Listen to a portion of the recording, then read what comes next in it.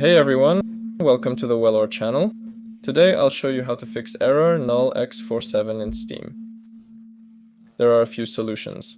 First, the simplest one is to verify the integrity of the installed files. Select the game, right-click, go to Properties, Local Files, and click Verify Integrity of Game Files. There you go.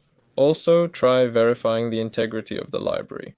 To do this, open Steam, go to Settings, select Downloads, click the three dots, and click Repair Library Folder. There you go. Next, you can try launching Steam as an administrator. To do that, right-click on it and select Run as Administrator. Also, if that didn't help, you can try clearing the download cache. Go to Settings. Click Downloads and then Clear Download Cache.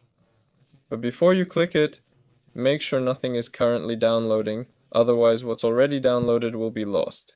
There you go. And that's basically it. You can also try disabling your antivirus and checking your firewall for any rules that might be blocking Steam. That's it. That's all for now. This was Wellor. Leave a like and subscribe to the channel. See you.